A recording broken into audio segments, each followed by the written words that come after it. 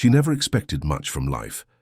Not when you were born into a tiny cracked house with a leaking roof and a mother who passed away before your 8th birthday. Not when your only source of light at night was a candle stub and your dreams had to be small enough to fit in an empty stomach. Her name was Amara, 17, soft-spoken, and still untouched by love or the world. She worked 3 jobs, mopping floors at a bakery in the morning, helping an old tailor stitch buttons in the afternoon, and scrubbing plates at a diner till midnight. Her shoes had holes, her coat was too thin for winter, and her hands were always red from cold water. But she smiled, somehow she smiled. One evening snow was falling hard and the wind was sharp like broken glass. Amara was walking home from the diner, arms wrapped tightly around her chest, praying she wouldn't slip on the icy pavement. That's when she saw her, an old woman, frail, bent like a tree branch in a storm, struggling to cross the road while cars honked and people hurried past her like she was invisible. Her cane had slipped, and her groceries were scattered in the snow. Eggs cracked, apples rolling under parked cars. Everyone ignored her, but not Amara. She didn't think. She just, "Shandek, ma'am, let me help you," Amara said softly, kneeling to gather the groceries. Her fingers stung from the cold, but she didn't complain. She grabbed the old woman's hand gently and guided her to the sidewalk. "Are you all right? Did you get hurt?" she asked, brushing snow off the woman's coat. The woman looked at her, her eyes watery but sharp. "No, just old bones and clumsy feet." "I'll walk you home," Amara offered without hesitation. The woman looked surprised. "You don't even know me. You don't need to be known to deserve kindness," Amara replied. The walk to the woman's small apartment was quiet. Amara held her arm the whole way, steady and warm. Inside, the place was clean but empty, like no one had visited in a long time. She helped put away the salvaged groceries and boiled some tea while the woman rested on a faded couch. "You live alone?" Amara asked. The woman nodded. "My name's Helen. My son, he lives far away, busy man." Amara didn't pry. She just smiled and brought her tea in a chipped cup. "Well, now you've got a new friend, Miss Helen." Helen looked at her like she was seeing something she hadn't seen in decades. "You're a strange one, child." "I get that. A lot," Amara giggled, setting the cup down. Before she left, she placed a small wrapped piece of bread on the table. "From the bakery I clean in the mornings. It's yesterday's, but still soft." Helen didn't say anything. She just stared at the door after Amara walked out, snowflakes chasing her like they didn't want her to go. What Amara didn't know was that this old woman wasn't just some random stranger. She was Helen Rowe, the mother of the coldest, richest, most powerful CEO in the city, Damien Rowe, the ruthless billionaire everyone feared and nobody loved. And Helen? She was the only one who ever saw the heart still hiding inside him. But for years Damien hadn't returned her calls, hadn't visited, hadn't even sent flowers on her birthday, because power had made him forget his roots, made him numb, until now. Because what Amara didn't know, what she couldn't even imagine, was that her one small act of kindness was about to ripple into a storm that would change all their lives, forever. The next morning, Amara woke up to the usual chill. Her small room in the shared shelter creaked with wind. She got dressed quietly, tied her long dark hair into a braid, and tucked her coat tight around her. Her boots were still damp from yesterday's snow, but she didn't complain. That wasn't her way. On her way to the bakery, she stopped by Helen's place, just like she promised. A small knock, and the door creaked open. Helen was already up, wrapped in a heavy shawl, her hands clutching a mug of tea. "You came back," Helen said softly. "I said I would," Amara replied, stepping inside and brushing snow off her shoulders. "You didn't have to," Helen murmured. "I know," Amara smiled, "but I wanted to." They talked a little. Nothing fancy, just about the weather, about bread, about how quiet the mornings were. And as days passed, Amara started stopping by every day, sometimes before work, sometimes after. She'd bring a biscuit or a story or just a laugh. Helen started to smile more. Her shoulders looked lighter, her voice steadier. But somewhere far from the little apartment, high up in a skyscraper office wrapped in glass and marble, Damien Rowe was about to hear a name he hadn't heard before. It started when his driver, Thomas, who also happened to be Helen's most trusted contact, told him, "Your mother's health isn't good." Damien didn't even lift his eyes from the tablet. "She's old. What do you want me to do? Send a nurse?" "No," Thomas said slowly. "Someone's been taking care of her. A young girl, poor, real sweet, shows up daily. Says her name is Amara." Damien blinked, looked up for the first time. "She hired someone." "No, this girl just did it out of kindness." That struck something, a sour taste in Damien's mouth. "What does she want? Money? Doesn't look like she wants anything." Damien leaned back. He didn't like that, not because it was bad, but because it was rare. People always wanted something. They smiled at him for business, praised him for deals, begged him for investments, but nobody gave without a reason. He picked up his phone and opened the security app tied to his mother's apartment complex. It had been installed years ago, and he'd almost forgotten it existed, but now curiosity crept up like a snake. He rewound the camera footage from the past few days, and there she was. A small girl with tired eyes and a worn-out coat guiding his mother across the snowy street, helping her up the stairs, bringing her food, smiling like her world wasn't broken. He zoomed in. She looked young, innocent, too innocent. He hated that he noticed. "What's her name again?" he asked Thomas. "Amara. No last name. I think she's one of those kids from the South Shelter." Damien stared at the screen a moment longer. "Find out everything. Where she works. What she does. I want a file by tomorrow." Thomas nodded but paused. "She's not like others, sir." "They never are until they are," Damien muttered coldly, shutting off the feed.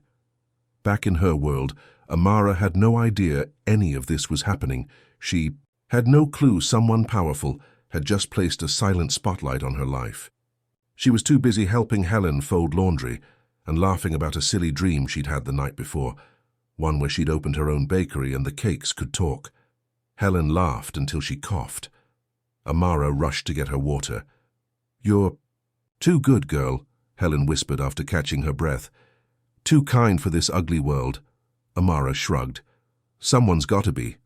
And outside that little apartment, just beyond the cold walls and warm tea, the world was about to twist in ways Amara wasn't ready for. Because Damien Rowe wasn't a man who watched quietly. He was about to walk straight into her life, and kindness was about to be tested by power. 3 days passed before Damien made his move. Amara had just finished her shift at the bakery. Her apron was still dusted with flour, and the smell of sweet rolls clung to her hair. She waved goodbye to Mr. Gorin, the old baker, and stepped out into the chill. Her hands were numb, but her spirit was calm. Her plan was simple: stop by Helen's with some warm croissants, make her smile, and then head to her second job at the tailor's shop. But fate was already waiting outside. A sleek black car sat parked across the street. She didn't notice it at first, not until the door swung open and a man stepped out. Not just any man, Damien Rowe, 6-foot-something, in a charcoal grey coat that probably cost more than her entire year's rent. His presence was like gravity, cold, heavy, and impossible to ignore. People didn't just look at Damien, they felt him. Amara froze, confused, her breath catching in the air. He crossed the street without blinking. The world seemed to pause around him. "You're Amara?" he asked. His voice was deep, smooth, but sharp, like glass over velvet. She nodded slowly. "Yes, do I know you?" He didn't smile. He never did. "I'm Helen's son." Amara's face lit up instantly. "Oh, you're Damien. She talks about you sometimes." He raised an eyebrow. "Only sometimes." Amara hesitated. "Well, not much, to be honest." That stung more than he expected. "I want to talk," he said. "Coffee?" She blinked. I have work, and I was just going to drop these off for your mom." He stared at the bag in her hand, croissants. She brought his mother croissants. When was the last time anyone had done anything for his mother, just because? "I'll drive you to work afterward," he said. 10 minutes. She didn't want to, but something about him made it impossible to say no. She nodded once, and he opened the car door like a strange gentleman who wasn't used to kindness but wanted to imitate it. They sat in silence for the first few minutes at a nearby cafe. He ordered an espresso. She asked for tea but didn't touch it. Her hand stayed in her lap, guarded. "So," he began, watching her closely. "Why are you doing this?" She blinked. "Doing what?" "Helping my mother." Amara tilted, her head frowning. "Because she needed help." "Do you do that for everyone?" "If they need it," she said simply. He wasn't used to simple. He was used to contracts, hidden agendas, and fake smiles. This was unsettling. "You're not getting paid. You don't ask for anything. You don't even tell her much about yourself." "I'm not doing it for attention," she said, her voice firmer now. "I'm doing it because no one else was." Damien stared at her. She didn't flinch. She wasn't impressed by him. Not his title, not his suit, not his money. That was new. "Do you know who I am?" he finally asked. She nodded. "You're rich, powerful, cold maybe? But that's not why I'm sitting here." "Then why are you?" "Because your mother is lonely," she said quietly, "and I think you forgot that." That hit him like a quiet slap. He leaned back in his seat, expression unreadable. "I want to help you." "I don't need help," she said. "Just a chance to live a normal life.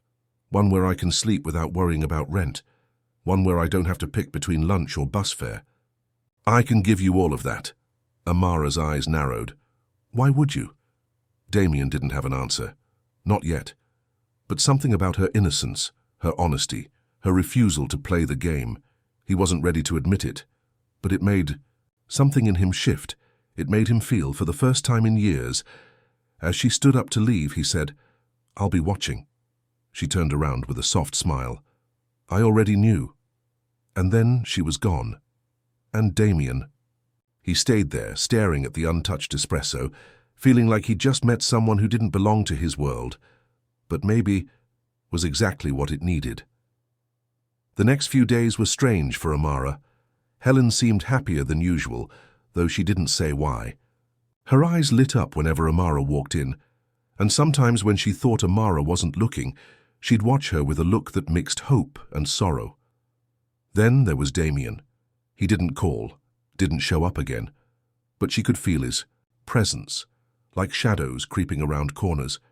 Little things started happening. A man in a suit walked into the bakery and ordered 6 loaves, then tipped her $50. A stranger came into the tailor's shop, accidentally left a gold ring behind and never returned for it. And when she tried to board the bus one night, the driver waved her on with a quiet nod. Paid for? She didn't like it. It felt like someone was testing her, watching her reactions, and she was right. From the top floor of a towering glass building, Damien Rowe sat with a tablet in hand, watching footage of her walking home through snow, slipping once and laughing at herself like life hadn't already handed her enough bruises. He hated how curious he was. "She's different," Thomas said from across the room. Damien didn't respond. "You know, sir," Thomas added, "not everyone's out for what you've got.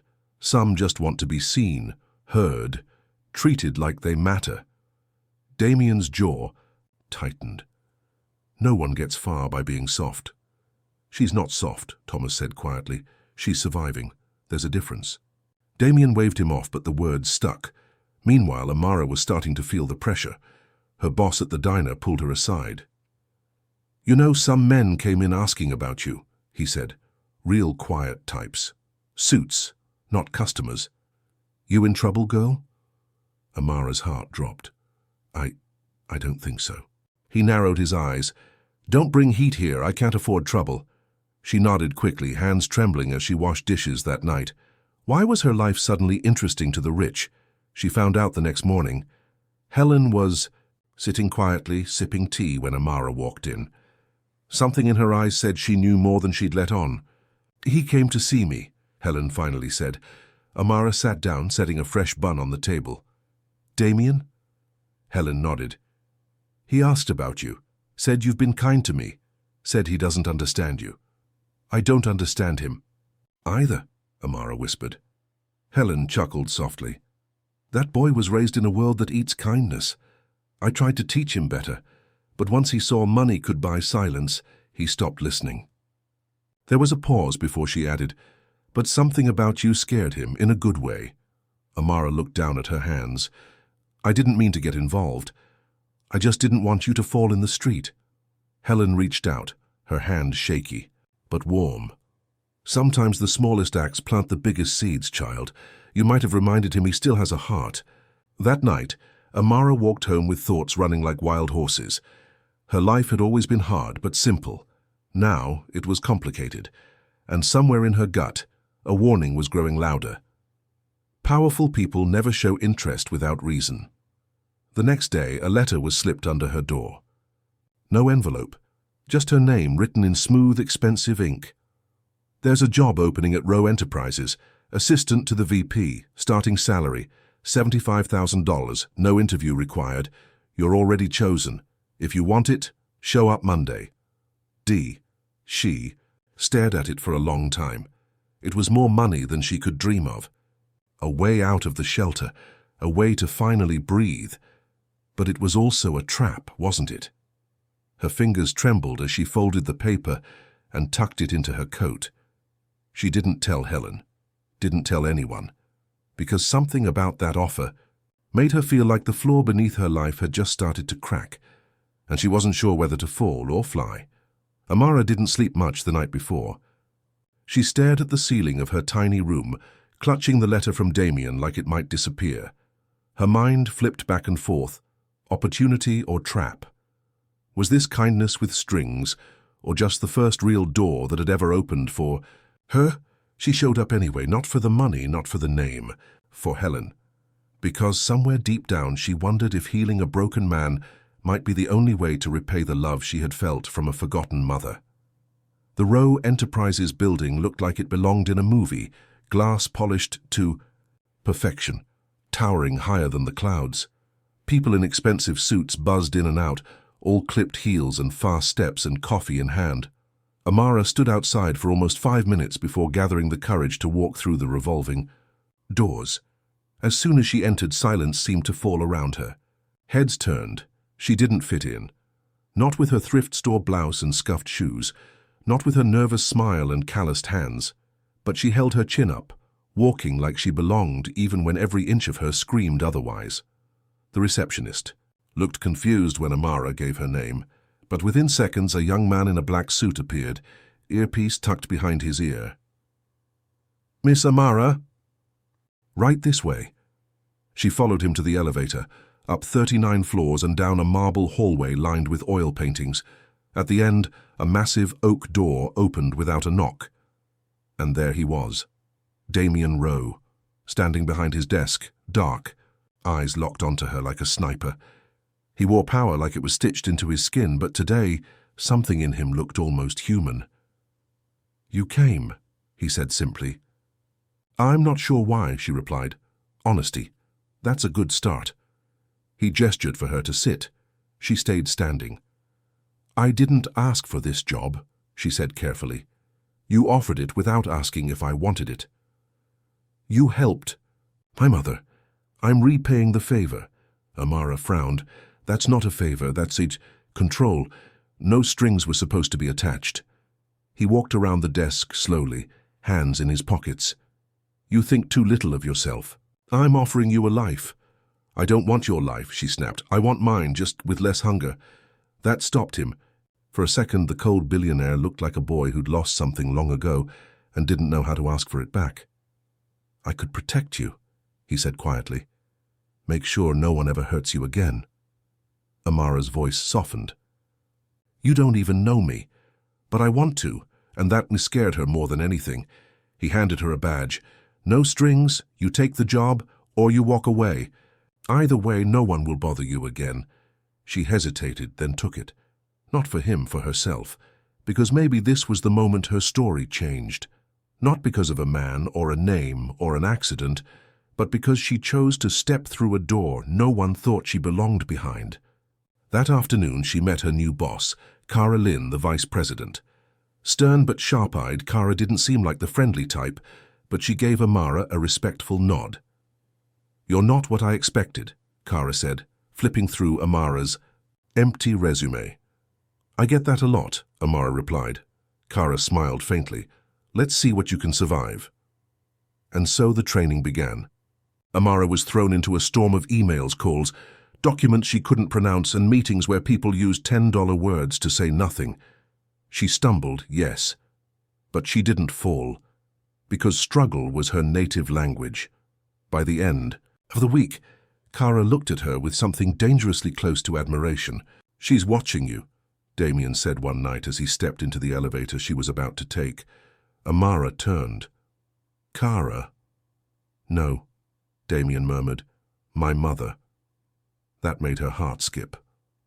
Don't mess this up, Amara, he added, stepping out. She stared after him, unsure whether it was a threat or a warning that he might be the one to ruin it all. By her third week at Rowe Enterprises, Amara had learned two things. 1. The higher you climbed, the colder it got. 2. People didn't like when someone like her skipped the line. Whispers followed her everywhere. Is she sleeping with him? She has no degree, no experience. Damien's pet project, probably a charity case. She kept her head down and worked harder than anyone in the office. She learned how to write polished emails, organize meetings, and schedule with brutal precision. She stayed late, skipped lunch, and made herself useful. But no matter how well she performed, the stares never stopped. And neither did Damien. He never crossed a line, never touched her, but he was there, always watching, always finding a reason to drop by her desk, asking if she'd eaten, leaving silent notes with things she didn't even know she needed. A new coat with no tag, a scarf her favorite color, a pair of shoes in her exact size. She returned all of it. He never asked why, but the distance between them was shrinking, and everyone could feel it. One day, as she was leaving late, Kara stopped her by the elevator. You're smart, Amara, Kara said, voice low. Too smart to play dumb. Amara blinked. I'm not playing anything. Kara folded her arms. You think I don't know how this works? He picks someone, grooms them, gets bored, moves. On, you're not the first, you won't be the last. Amara's stomach twisted. I don't want anything from him. Doesn't matter. Want isn't the problem. Power is. And if you're not careful, it'll swallow you whole. The elevator door opened, but Amara didn't step in, not right away. I'm not afraid of him, she whispered. Kara smiled sadly. Then you've already made your first mistake. Meanwhile, Helen had been asking questions of her own. Damien visited her more now, brought her groceries, paid for her medication, sat beside her in silence as if he were trying to make up for years of absence in a few hours. But every time she asked about Amara, he'd change the subject, until finally she pushed harder. Don't hurt her. He looked up slowly. I'm not trying to. You don't have to try, people like you.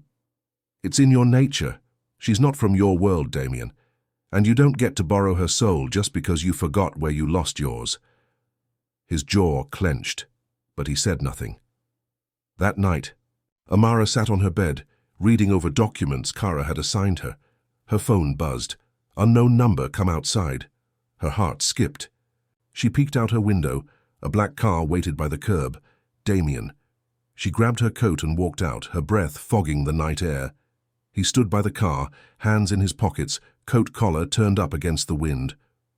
You shouldn't be here, she said. I needed to see you. For what? I don't know, he admitted. That scared her more than anything else, that he didn't even know what he wanted from her. Just that he wanted. He handed her a small box. She didn't take it. Open it, he said. She did, slowly. Inside was a delicate silver bracelet, simple, elegant, nothing flashy. She held it like it was on fire. Why? Because I wanted to. I'm not your project, she said, eyes hard. I know. I'm not here because I want favors. I know that too. Then what is this, Damien? She asked, voice trembling. Because whatever it is, it feels like I'm being pulled into something I didn't agree to. He looked at her, really looked at her, and for a moment his voice softened in a way she hadn't heard before. I don't know how to do this, Amara. You confuse me. She stared at him, her chest tight. "I can't be part of your confusion," she said. "I've worked too hard to have a life of my own." He nodded once, quietly. Then he stepped back into the car, and it drove off. Amara stood there a long time, wind biting at her cheeks, bracelet still in her hand.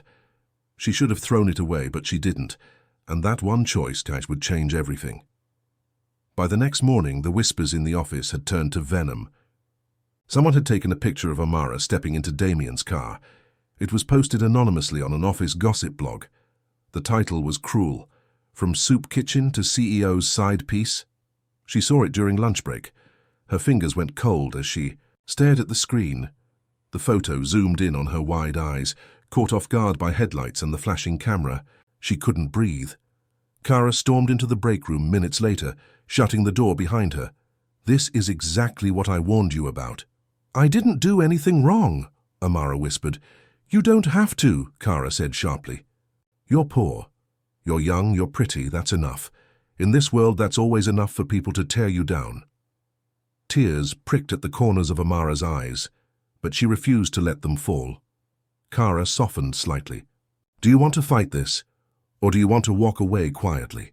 Amara lifted her chin. "I'm not walking." Kara gave her a long look, then nodded once. "Then toughen up, because this place will eat you alive." But Amara had already been eaten alive before, by poverty, by hunger, by loneliness. This was just a different kind of sharp. By evening, the article had gone viral in corporate circles. Investors were whispering. Board members were calling. The HR department launched an internal investigation. Damien? Silent. Not a word, not a text, not a defense. That hurt worse than the gossip. She sat in the stairwell that night, clutching, the bracelet in her pocket like a lifeline. It was the only part of him that had felt real. Then her phone buzzed. "Blocked number, meet me. Now." An address followed. She stared at it, unsure. Her gut screamed no. Her heart screamed louder. She went. It was a private rooftop above one of his lesser-known properties. Quiet, empty, with only a few dim lights and the cold wind biting at her skin. Damien was there, standing by the edge like a statue carved from regret. "You saw it," he said without looking at her. "Of course I did," she answered. "The whole city saw it." "I didn't think—" "Exactly," she cut him off. "You didn't think. About me. About what this would do to my life, my job, my reputation." He turned, his face unreadable. "I didn't ask them to do this. But you didn't stop them either." That silence between them stretched like a chasm. "You made me believe I could have a better life," she whispered. "But you didn't mean better. You meant different. And this feels like being poor in a prettier prison." His face flinched. "Do you want me to quit?" she asked, stepping closer. "Is that what this was about? Guilt money? Some twisted way of saying thank you for helping your mother?" "No," he said, almost a whisper. "Then what do you want from me, Damien?" He looked broken for a second, vulnerable in a way she'd never seen. "I want to feel like I can still be good," he said. "And when I'm around you, I almost believe that I am." Amara's heart cracked. "But I can't fix you," she said. "That's not my job. I already spent my whole life trying to survive broken things. I don't want to be one of them." He stepped closer. "I don't want to break you." "Then don't pull me into your world unless you're ready to protect me from it," she said. "Because I've got nothing to lose, Damien. But you've got everything." And with that, she turned and walked away. He didn't call after her. He didn't stop her. He just stood there alone on the rooftop, the cold wind hitting him harder than any boardroom betrayal ever had. Because for the first time in his life, he realized money couldn't buy her forgiveness or her heart. 3 weeks passed. No calls, no texts, no rooftop meetings. Damien vanished from her world as if he'd never entered it at all. The gossip died down eventually, not because people forgot, but because there was always another scandal waiting. Amara kept her job. Kara, surprisingly, had her back. She didn't say it outright, but something in her gaze had changed. Respect. Amara earned every bit of it. She worked harder than ever, learned faster, sharper. Her name was no longer whispered with pity. Now it carried weight. People still stared, but they didn't talk, not to her face. And that was enough. She still visited Helen every weekend. The old woman was thinner now, slower, but she lit up when Amara walked in with soup and stories. One Sunday, as they sat on the tiny sofa sipping tea, Helen reached into her cardigan pocket and handed Amara an envelope. "What's this?" Helen didn't answer, just smiled. Inside was a check, $500,000, signed by Damien Rowe. Amara blinked, her hands trembling. What is this?" "He left it for you," Helen said softly. "Said it's not for your silence, not for your loyalty, just for your future." "I can't take this." Helen raised an eyebrow. "And why not?" "Because I didn't help you for money, and I'm not some wounded girl he can buy peace from." Helen reached out and took her hand gently. "It's not about him, love. It's about you. You've earned a life beyond survival. You don't have to stay small to stay good." Amara stared at the check for a long time. Later that night, she sat in her room staring out the window, city lights glowing like stars from another planet. She thought about all the paths ahead, all the doors this check could open. A bakery of her own, a real home, a life. But still, something felt unfinished, so she wrote a letter. "Damien, I won't keep your money. Not because I hate you, not because I pity you, but because I want to build something with my own hands, the same way I built myself. I forgive you, but I don't belong to you. If you ever want to know what real strength looks like, find your mother, sit beside her and listen. You don't need my kindness. You need hers. Amara." She mailed it without a return address. Months passed. Spring arrived. The snow melted. Amara used her savings and a small grant she applied for quietly, one she didn't need connections for, just courage, and opened her own little cafe in a quiet neighborhood. Nothing flashy, just warm bread, soft lights, and a bell that jingled when the door opened. One morning Helen walked in, cane tapping against the wood floors, and sat by the window like royalty. "You did it," she said proudly. Amara beamed. "No, we did." Then, on a slow, rainy afternoon, the bell jingled again. She turned around, heart already knowing. Damien stood there, rain on his coat, eyes softer than she remembered. No guards, no gifts, just him.